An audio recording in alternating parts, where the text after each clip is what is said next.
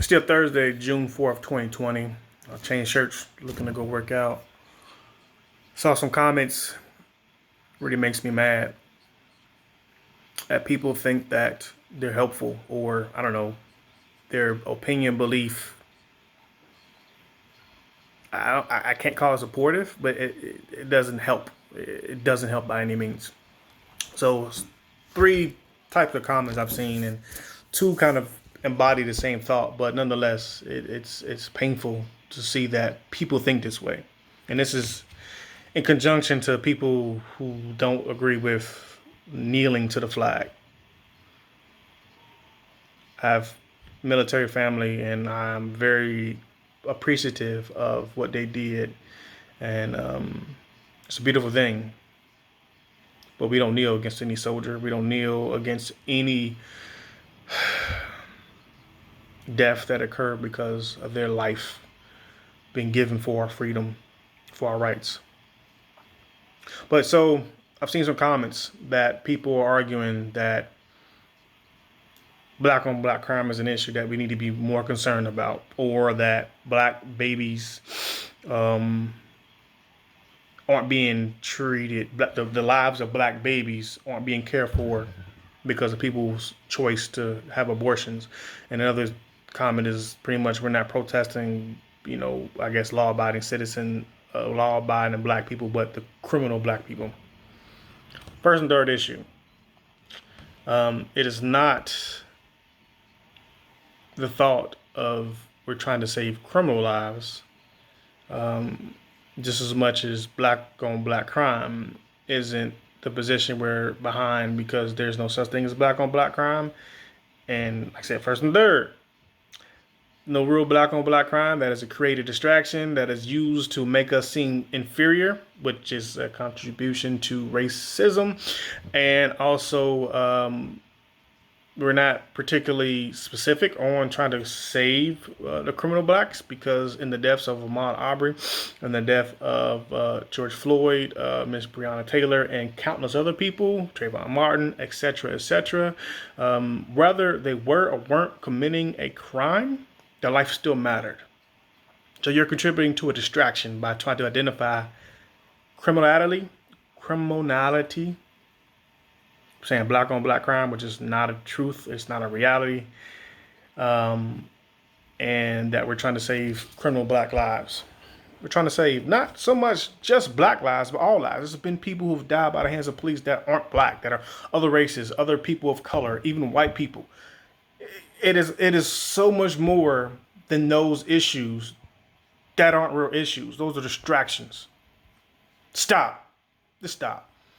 If you're watching this video, please ignore the stupidity, ignore the ignorance, ignore the assholery, because that's not beneficial to anybody listening or watching or reading. It is, I'll say it in a Christian way. The devil's a prince of lies. Those are lies that are not helpful. They're distractions. They deceive you. They pull you away from the truth. Don't give in to that. Second issue of the three I identified, the lives of black babies. As a Christian, no, I don't support abortion. I support people's choice to it, though. I mean, I'm not in that person's shoes in that decision. I'm not particularly there to change the trajectory because I think they should keep the baby.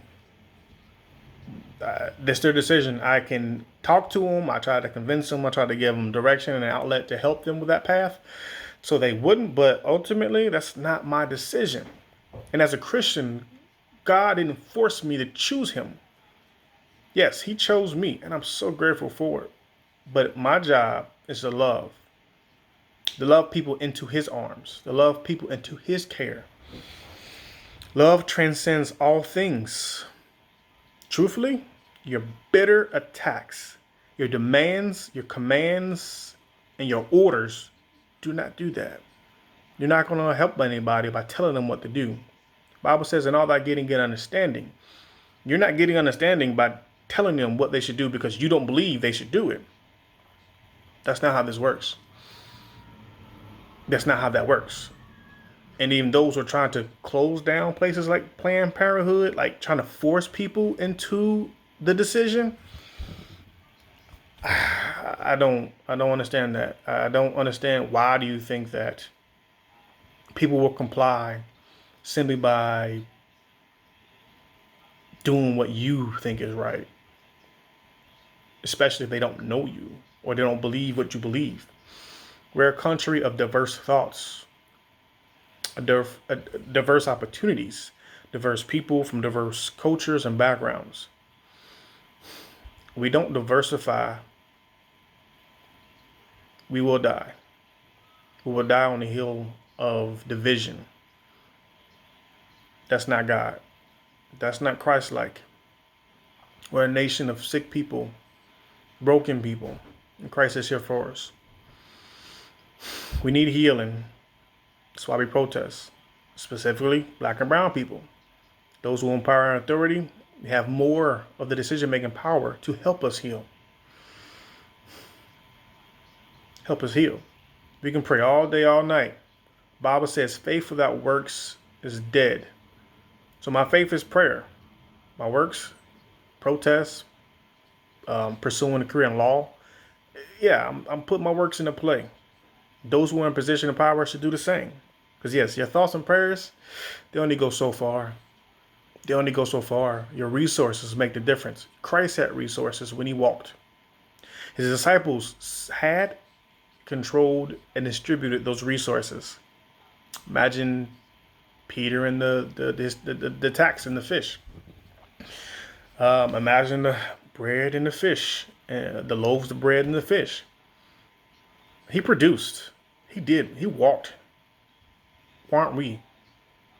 Why is it we're supposed to be a nation built on Christianity, but yet we seem to be very individually minded? I love you no matter who you are, good, bad, black, white, supportive, not supportive, Republican, Democrat. I don't care. I do love you. But it burdens me that we like to divide each other into categories instead of just saying, I know you, I understand you because I spent time with you and I want to help you. Other than that, stay out the way. I love you.